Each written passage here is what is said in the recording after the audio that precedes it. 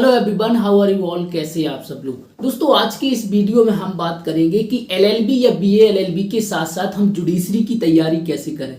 इस प्रकार के प्रश्न मुझे यूट्यूब पर कंटिन्यू हमारे लॉ स्टूडेंट हैं जो कि पूछ रहे हैं कि सर मैंने एलएलबी 3 इयर्स प्रोग्राम में एडमिशन ले लिया है और मुझे अब जुडिशरी की तैयारी करना है, तो कैसे मैं फर्स्ट सेम से ही अपनी तैयारी करें। तो इस प्रकार के प्रश्न यदि आपके अंदर भी हैं तो इन सारे प्रश्नों के जवाब आपको इस वीडियो में मिलेंगे।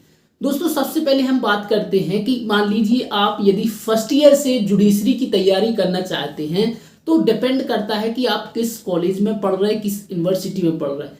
क्योंकि मान लीजिए कि यदि कई ऐसी स्टेट लेवल की जो कॉलेजेस होती हैं वो होती हैं, वहाँ पे आपको कंटिन्यू कैंपस में नहीं जाना पड़ता है। मैंने देखा कई स्टूडेंट सीरियस से एलएलबी कर लेते हैं, सीरियस पढ़ के पास आउट हो जाते हैं। तो अगर इस प्रकार की कॉलेज आपकी है और आपका एक ही लक्ष्य है कि मुझे सिर्फ और सिर्फ जुडिशरी करना है, जुडिशरी का जो एग्जाम होता है उसको क्रैक करना है, तो सबसे पहले आपको क्या करना है कि एट द टाइम जब आप अपनी एलएलबी कर रहे होते हैं तो सबसे पहले आप जिस स्टेट की जुडिशरी की एग्जाम देना चाहते हैं उसका सिलेबस निकालें। सिलेबस के बाद आप देखें कि उस सिलेबस में कौन कौन से सब्जेक्ट्स हैं, ऐसी कौन कौन से सब्जेक्ट्स हैं जो कॉमन हैं आपकी एलएलबी में और आपकी जुडिशरी में। अब उन सब्जेक्टों को आप बहुत अच्छे से पढ़ना शुरू कर दीजिए। यदि आप अगर हो सके आपकी जहाँ पे आप रहते हैं वहाँ आसपास कोई जुडिशरी की अच्छी कोचिंग हो तो आप कोचिंग भी ज्वाइन कर सकते हैं, क्योंकि इससे होगा कि अगर आप जुडिशरी की तैयारी करते हैं तो आपकी एलएलबी की तैयारी भी बहुत अच्छे से हो जाएगी। अब मान लीजिए कि अगर जुडिशरी में आप आईपीसी सीआरपीसी पढ़ते हैं और वही सब्जेक्ट आपके एलएलबी ऑनर्स जो आप कोर्स कर रहे हैं उसमें हैं, तो आपकी दोनों में अच्छे से तैयारी हो जाएगी।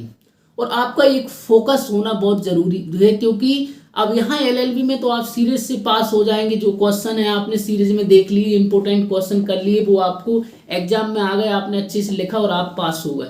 लेकिन ऐसा जुडिशरी में नहीं होगा। यहाँ पे आपको कंपटीशन फाइट करना ही पड़ेगा और बहुत ही ईमानदारी से और बहुत ही अच्छे से पढ़ना ही पड़ेगा। तो इसलिए आप उन सब्जेक्टों को देखें जो आपके एलएलबी में हैं और इसके साथ साथ आपकी जुडिशरी में हैं। जब आप अच्छे से इन सब्जेक्टों को पढ़ोगे तो आपकी एलएलबी ऑनर्स है या बीए एलएलबी है, इनमें भी आपकी जो परसेंटेज है ये भी कहीं ना कहीं मायने रखती है।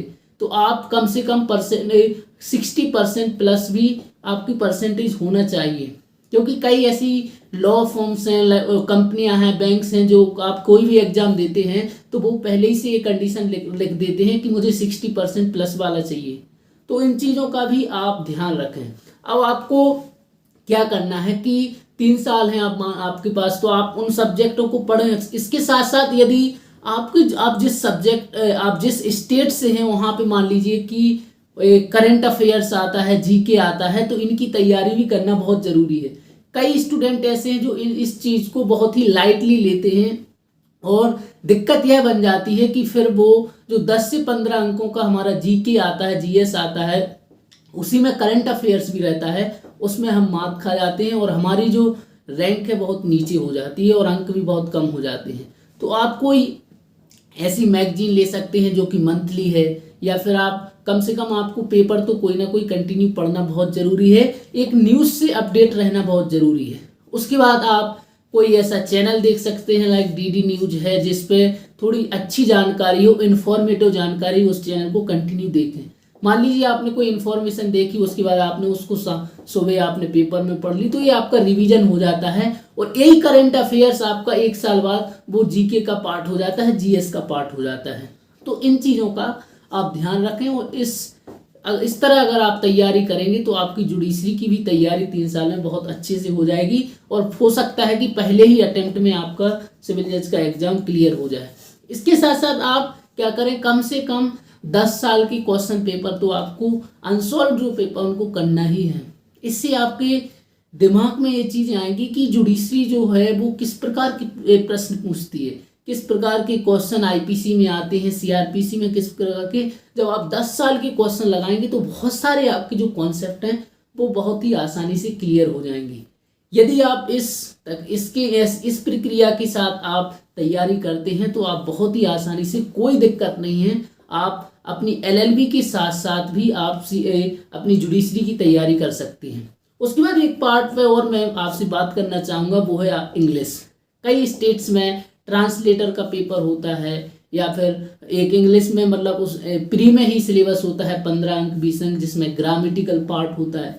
तो आप अपनी इंग्लिश पे भी अच्छे से, यदि आप हिंदी मीडियम स्टूडेंट हैं तो आप अपनी इंग्लिश पे भी अच्छे से कमांड करें, और कोई भी बुक्स है या कोई कोचिंग अच्छे से ले सकते हैं जहाँ पे ग्रामेटिकल स्पोकन स्किल्स आपकी बहुत अच्छी कराई जाती हो।